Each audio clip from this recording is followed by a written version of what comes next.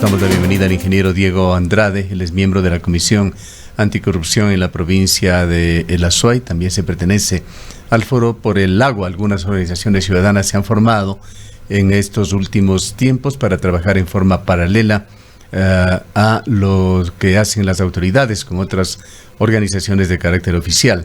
También con motivo de los 200 años de independencia de Cuenca, se formaron dos comisiones, una oficial que está centralizada en el municipio de Cuenca y otra extraoficial denominada Foro Autónomo por el Bicentenario de Cuenca. El Foro Autónomo fundamentalmente mencionó entre sus objetivos que trabajaría por la protección de las fuentes de agua, por lograr una mayor descentralización y por lograr también mejoras en la vialidad, es decir, reivindicaciones históricas para la ciudad de Cuenca y la provincia de La Azuay. Le damos la bienvenida, ingeniero Andrade.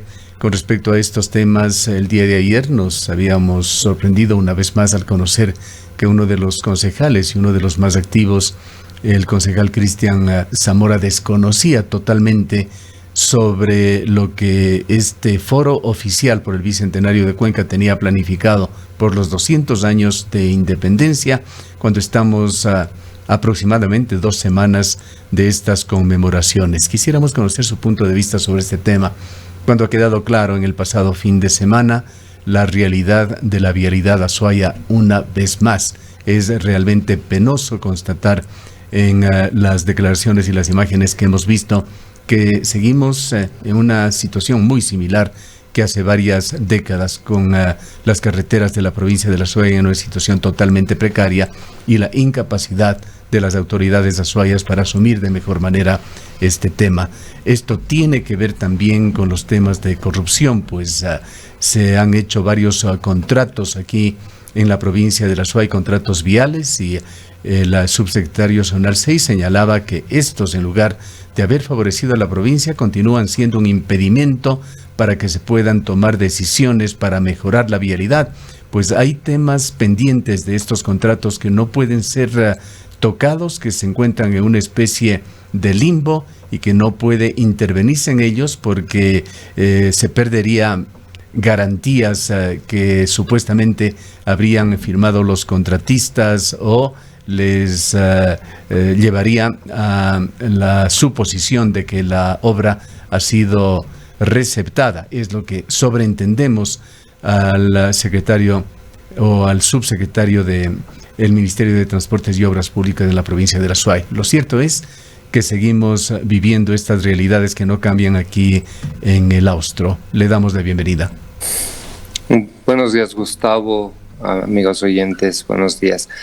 Realmente lo que nos llama la atención es que las autoridades de control, en este caso el Ministerio de Obras Públicas, siga utilizando muy cómodamente esa posición de que no pueden tocar los contratos existentes como pretexto para no hacer las obras que requiere la región, porque no solamente hablamos de La Azuay, sino toda la región, porque conocemos que desde el Chimborazo hasta Loja, en el sur, es otro país.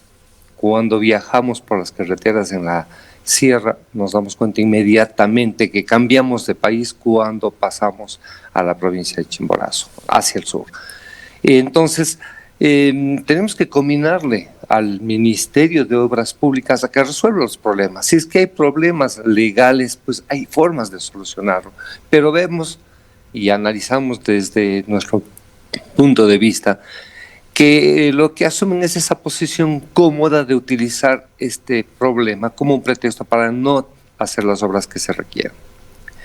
De tal manera, pues, que es un llamado a José Jaramillo para que ponga soluciones, no solamente se queje y utilice el pretexto de los contratos anteriores. Esto respecto a la vialidad. También tenemos el proceso que se está dando en este momento, los estudios para la construcción del acceso sur y los intercambiadores en la autopista Cuenca-Sogues. Nos ha llegado alguna información que estamos analizando, pues nos ha llamado la atención los grandes montos que se están manejando en estas obras, pues en apenas 15 kilómetros son algunos millones de dólares que se están yendo a utilizar o, digamos, están planificándose en los estudios, de tal manera que nos ha llamado la atención este momento, pues he pedido a algunos ingenieros amigos que conocen el tema de construcción vial que hagan el análisis de los costos que se están planteando en estos estudios. Pues pensamos, no queremos asumir que hay un acto de corrupción, pero en los gobiernos, los dos últimos gobiernos hemos visto que donde hay dinero se le mete el colmillo de la corrupción. Así es que estamos en ese proceso. Por otro lado, quería hacer un paréntesis para comunicarles que uno de los casos históricos en la ciudad de Cuenca lo hemos retomado por fin, luego de muchos años de solicitar información a la Superintendencia de Economía Popular y Solidaria. Nos llegó la información que requeríamos para presentar ya la denuncia ante Fiscalía y lo hemos hecho así en el caso de Coopera. En este caso, pues, se dio un proceso a nuestro parecer de peculado, de abuso de la autoridad, de tráfico de influencias, y estamos planteando ya, lo hemos hecho ante Fiscalía, pues la denuncia respectiva para que las autoridades que tomaron las decisiones en ese momento presenten sus justificativos y si no lo pueden hacer, pues sean sancionados de acuerdo a la ley. Esto es un proceso que lo hemos asumido ya en la semana pasada y estamos en un proceso de declaraciones previas. Respecto al tema de la seguridad, ¿no?, que se ha manejado, y el año pasado, en el mes de julio, si no estoy mal, hubo la asamblea por la seguridad de Cuenca debido a que se incrementaron una serie de asaltos, robos, sacapintas que actuaban en la ciudad de alguna forma en un incremento preocupante para la ciudadanía. Pues esta asamblea que se realizó y luego la marcha que se dio ese mismo día, pues lo único que fue es un saludo a la bandera, ¿no? La seguridad en la ciudad de Cuenca sigue, más bien la inseguridad sigue aumentando, pues no hay suficiente acción por parte de la Policía Nacional, o si las acciones que las toman no son adecuadas, pues la justicia, que también es parte del proceso, deja libre nuevamente a los zampones que están actuando en la ciudad. El tema de la cárcel de Turi, que era una de las preocupaciones del entorno que el grupo de personas que se encuentran en esta cárcel, sus familiares que se trasladaron de todas las partes del Ecuador hacia Cuenca para estar en cercanía de sus familiares que se encuentran privados de la libertad, este entorno ha generado pues el incremento de la inseguridad. La ciudadanía sentimos que Cuenca se ha vuelto más insegura a partir de que grandes delincuentes han sido trasladados a nuestra cárcel que desde un principio se había propuesto que sea una cárcel regional y que iba solamente a albergar a los delincuentes que correspondían a nuestra zona, a nuestra provincia, y que de alguna forma se transformó en una cárcel nacional en donde grandes delincuentes de alto calibre se encuentran en este centro de reclusión, y que ha generado en nuestra ciudad pues un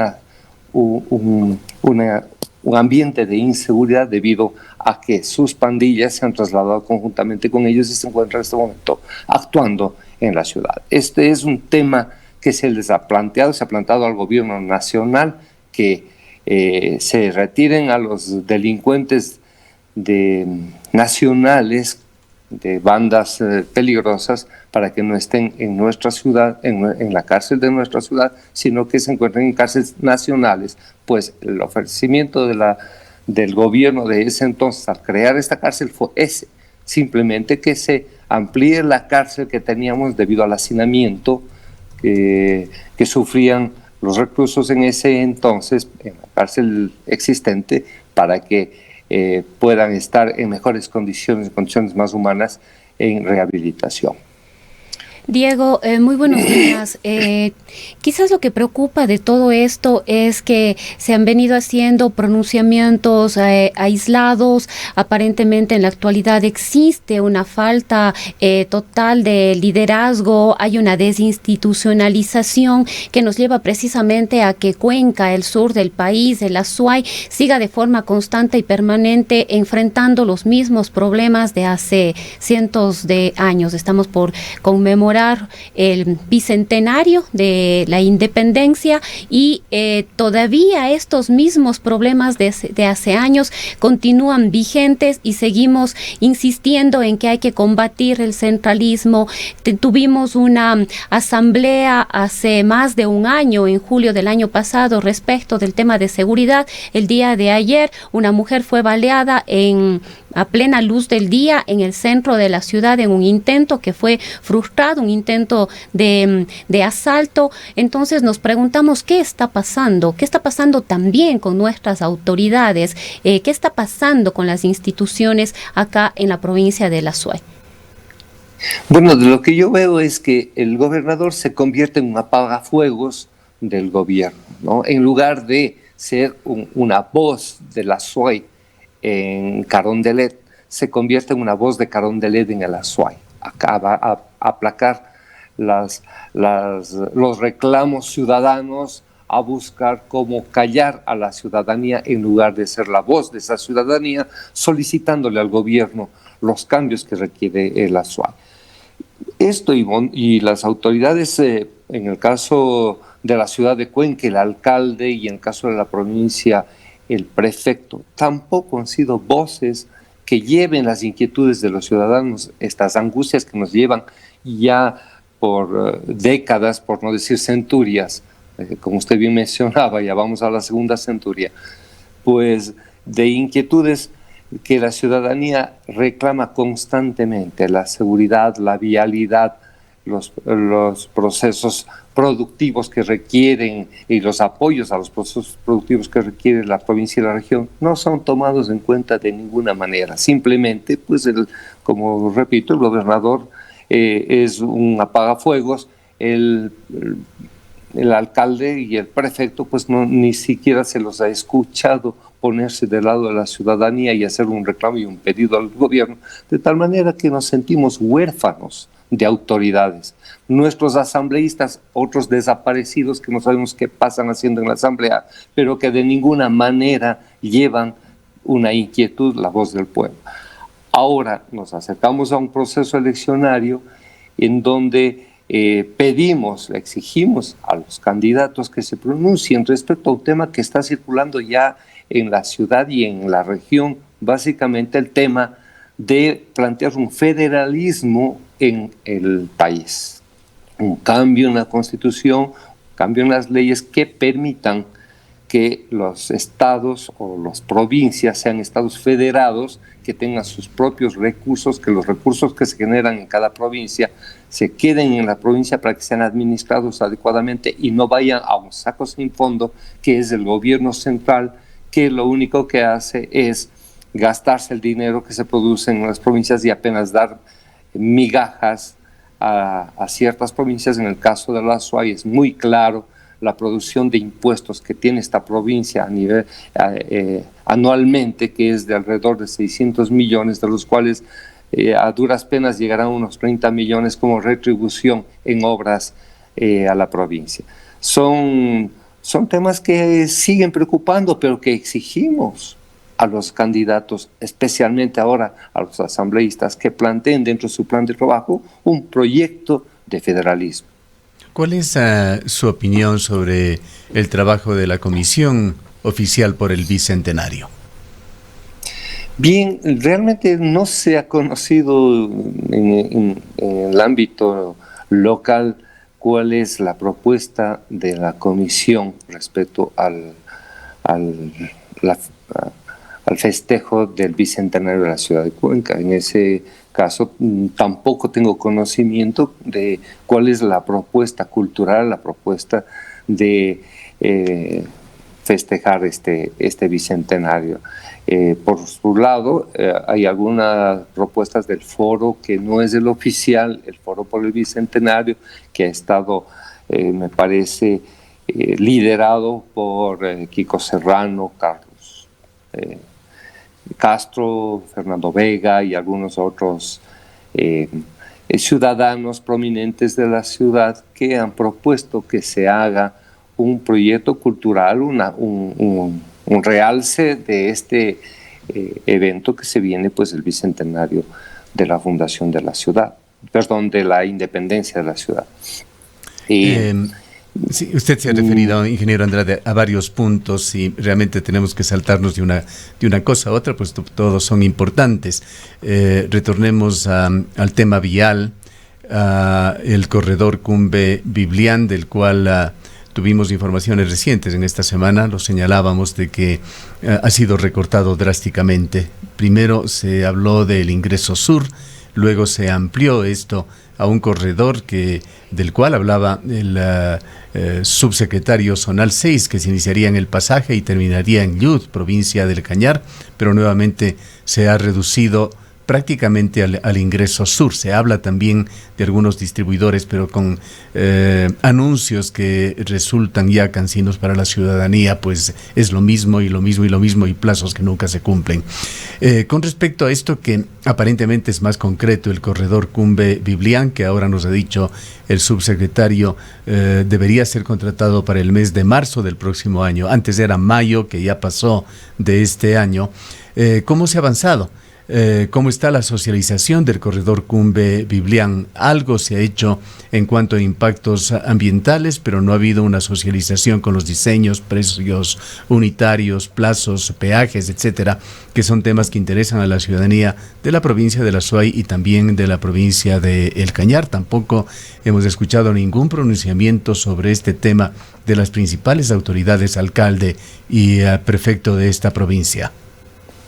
Sí, ahí nos llegó a la Comisión Anticorrupción un documento que prácticamente es una presentación sobre el acceso sur y el corredor vial.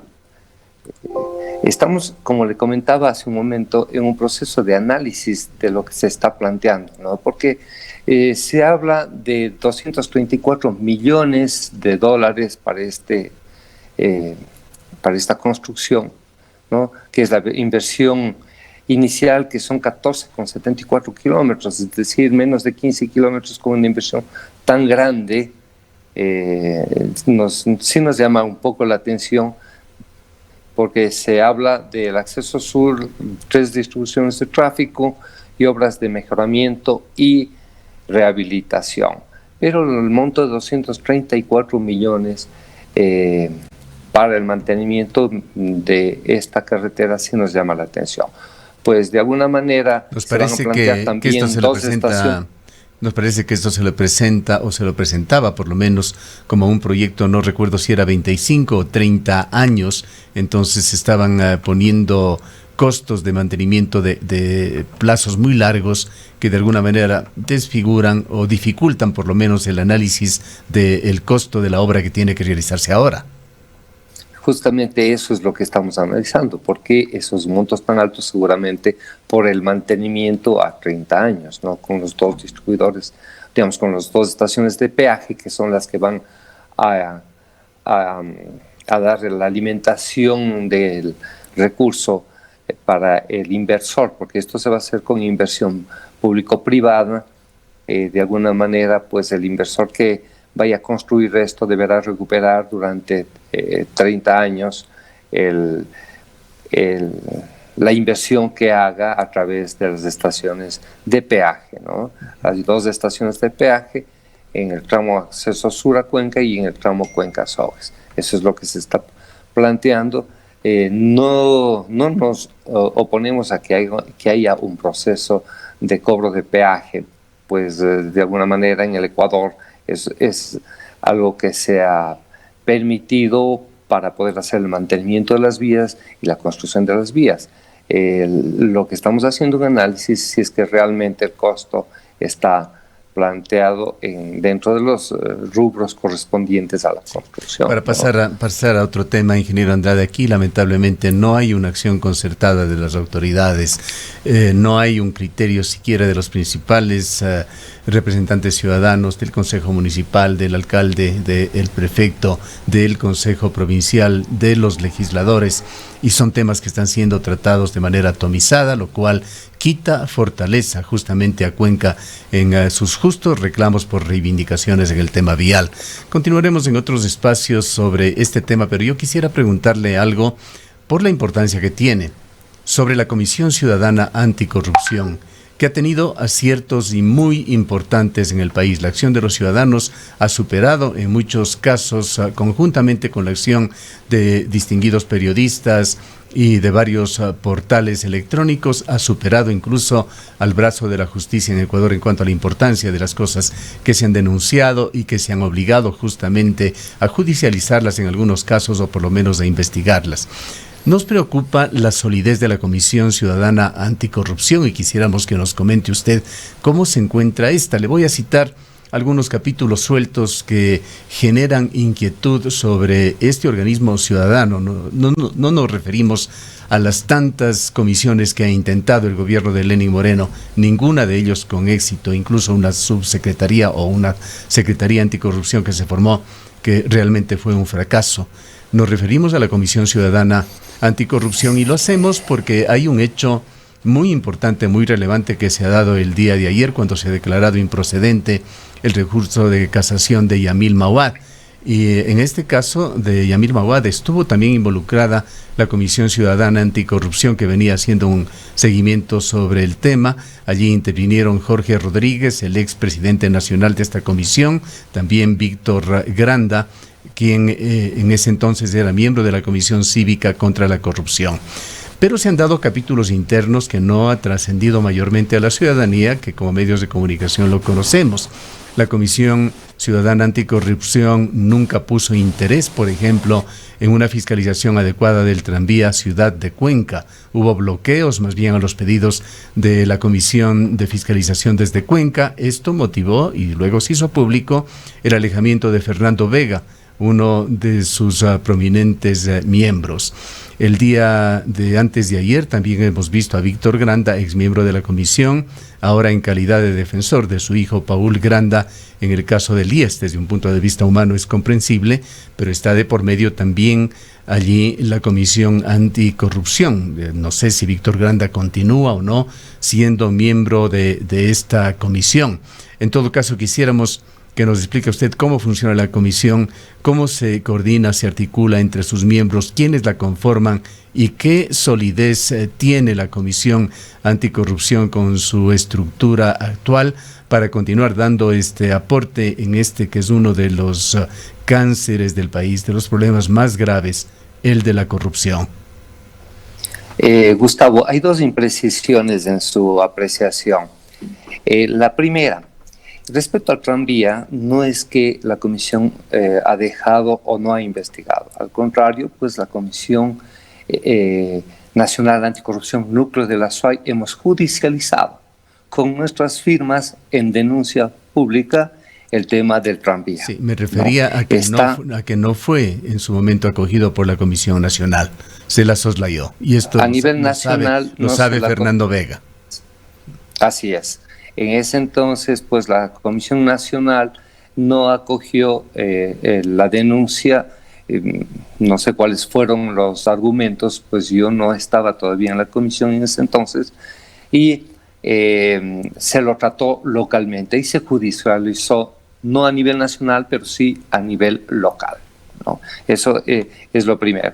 Segundo, Fernando Vega continúa siendo miembro de la Comisión Nacional Anticorrupción, núcleo de la SUAY. Él se separó de la Comisión Nacional por problemas de logística, ¿no? El tema de los traslados, etcétera, y adicionalmente, pues, por el tema de que no fue incluido el tema del tranvía en la Comisión Nacional. Esto es la otra apreciación que quería indicarle, pues que Fernando simplemente en el núcleo de la SUAY terminó su periodo como coordinador, que dura 2 años la coordinación, de acuerdo a nuestros reglamentos, y digamos, se tuvo que dar paso a una elección de un nuevo coordinador que recayó en mi persona, y estoy hasta el próximo año, hasta mayo del próximo año, ejerciendo esta coordinación en el núcleo de la SUAY. Fernando Vega sigue siendo miembro de la comisión y con nuestra inquietud, ingeniero Andrade, sobre todo la comisión a nivel nacional, que tiene una dirigencia. Jorge Rodríguez la dirigió y tuvo un papel preponderante allí. Luego se retiró, y parte de lo que dijo al retirarse es de que Paul Granda, como expresidente del IES, no había actuado ante denuncias concretas de la entrega de hospitales del IES en la ciudad de Guayaquil. Salió con una protesta Jorge Rodríguez. Así es, y hasta este momento asumió Germán Rodas, que ha estado llevando una serie de casos y con mucha fortaleza también una serie de denuncias respecto a diferentes temas, ¿no? El mismo tema de los hospitales fue proceso que se llevó adelante gracias a la denuncia de la Comisión Nacional Anticorrupción, las compras de mascarillas, las compras de insumos en los hospitales en la pandemia, etcétera. Todo eso fue producto de las denuncias que se realizaron en la Comisión Nacional con Germán Rodas a la cabeza de la Coordinación Nacional. Es decir, no es que hemos bajado la guardia, la comisión continúa haciendo una serie de denuncias, las denuncias de Manabí, de los hospitales, del manejo de los fondos, de la reconstrucción de Manabí, etcétera. Todo eso está planteado dentro de la Comisión Nacional Anticorrupción.